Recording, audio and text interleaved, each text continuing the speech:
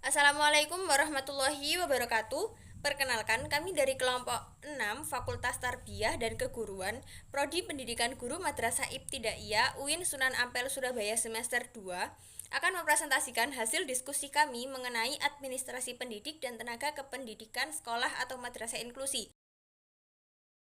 Saya Nurul Fadila, NIM terakhir 108. Saya Aziza Pratalita dengan NIM terakhir 123. Dwi Rahmatul Uma, NIM terakhir 126. Pada presentasi kali ini akan ada 5 poin pembahasan. Yang pertama yaitu mengenai pengertian administrasi pendidik dan tenaga kependidikan sekolah atau madrasah inklusi. Yang kedua yaitu mengenai kedudukan, tugas, fungsi, dan tujuan tenaga pendidik di sekolah atau madrasah. Yang ketiga yaitu sistem ketenagaan di sekolah atau madrasah inklusi. Yang keempat yaitu kualifikasi, kompetensi, dan sertifikasi tenaga pendidik di sekolah atau madrasah inklusi. Dan yang kelima yaitu pembinaan tenaga pendidik di sekolah atau madrasah inklusi. Pengertian administrasi pendidik dan tenaga kependidikan sekolah atau madrasah inklusi. Administrasi pendidik dan tenaga kependidikan merupakan proses keseluruhan kegiatan pendidik yang meliputi perencanaan, pengorganisasian, pengarahan, pelaporan, pengkoordinasian, pengawasan, dan pembiayaan dengan menggunakan atau memanfaatkan fasilitas yang tersedia, baik personal, material, maupun spiritual untuk mencapai tujuan pendidikan secara efektif dan efisien. Jadi, administrasi sekolah atau madrasah inklusi dapat disimpulkan sebagai proses penentuan tujuan, menyusun kebijakan, sekaligus membuat formulasi dari rencana yang dibuat dalam pendidikan inklusi, yang mana pelaksananya disebut dengan manajemen sekolah atau madrasah inklusi. Yang kedua yaitu mengenai kedudukan, tugas, fungsi, dan tujuan tenaga pendidik di sekolah atau madrasah. Jadi pendidik atau tenaga pendidik merupakan tenaga kependidikan yang berkualifikasi sebagai guru, dosen, konselor, pamong belajar, widyawiswara, tutor, instruktur, fasilitator, dan sebutan lain yang sesuai dengan kekhususannya serta berpartisipasi dalam penyelenggaraan pendidikan. Jadi seorang pendidik itu akan langsung terjun ke lapangan dan secara langsung akan bertatap muka dengan peserta didik. Menurut Darmo Diharjo, ada 3 tugas pokok pendidik dalam kependidikan. Yang pertama yaitu tugas profesi, yaitu tugasnya sebagai seorang guru yaitu mendidik, mengembangkan pribadi siswa, mengajar, melatih, dan juga mengelola ketertiban sekolah. Yang kedua yaitu tugas manusiawi, yaitu sebagai manusia. Yang ketiga yaitu tugas kemasyarakatan. Jadi tugas guru sebagai anggota masyarakat dan warga negara dalam hal ini bertugas untuk membimbing siswa agar menjadi warga negara yang baik sesuai dengan kaidah-kaidah yang terdapat dalam Pancasila dan Undang-Undang Dasar 1945. Pada sekolah umum penyelenggaraan pendidikan inklusif sendiri ada beberapa macam guru yang memiliki kedudukan, tugas, dan fungsinya masing-masing. Yang pertama yaitu ada guru kelas, merupakan pendidik atau pengajar di suatu kelas tertentu dan bisa berubah-ubah sesuai dengan ke sekolahnya.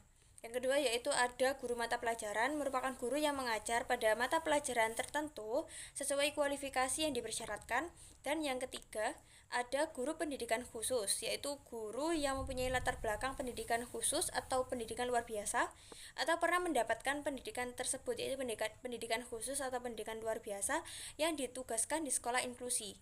Guru pendidikan khusus berkedudukan sebagai guru pendamping khusus. Jadi biasanya di sekolah-sekolah inklusi anak berkebutuhan khusus itu memiliki guru pendidikan khususnya sendiri dan juga guru kelasnya sendiri.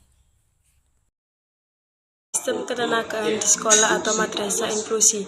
Sistem ketenagaan di sekolah atau madrasah inklusi bertujuan untuk mendukung keberhasilan implementasi inklusi di lingkungan sekolah.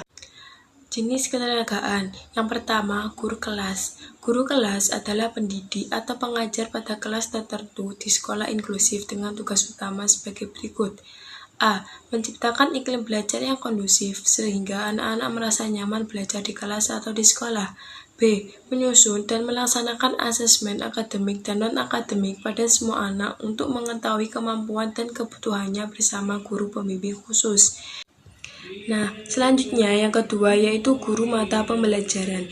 Guru mata pelajaran adalah guru yang mengajar mata pelajaran tertentu sesuai kualifikasi yang dipersyaratkan.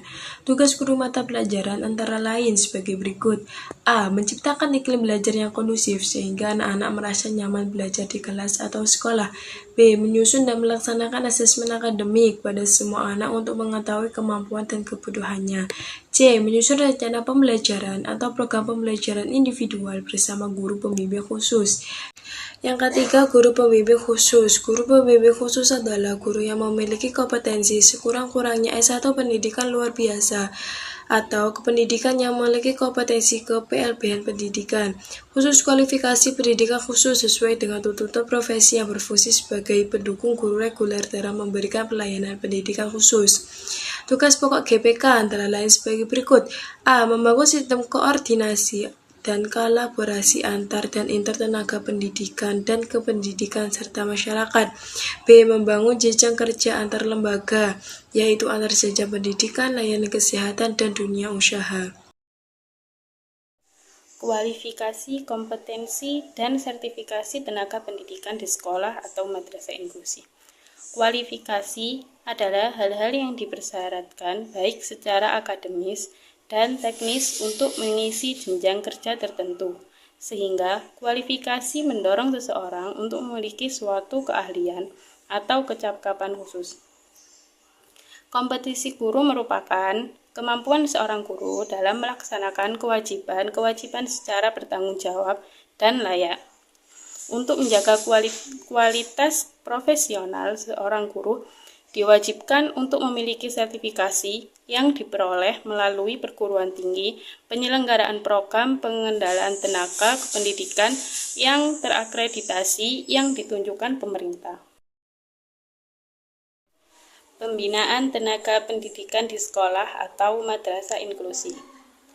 Pembinaan tenaga pendidikan di sekolah inklusi merupakan suatu proses yang penting untuk mempersiapkan para pendidik agar dapat memberikan pendidikan yang inklusif bagi semua siswa, termasuk siswa dengan kebutuhan khusus. Beberapa langkah yang dapat diambil dari pembinaan tenaga pendidikan di sekolah inklusi yaitu 1.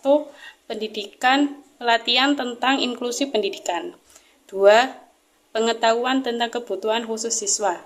3. Penilaian dan penyusunan rencana pembelajaran inklusif. Itu tadi presentasi dari kelompok kami, kurang lebihnya mohon maaf. Wassalamualaikum warahmatullahi wabarakatuh.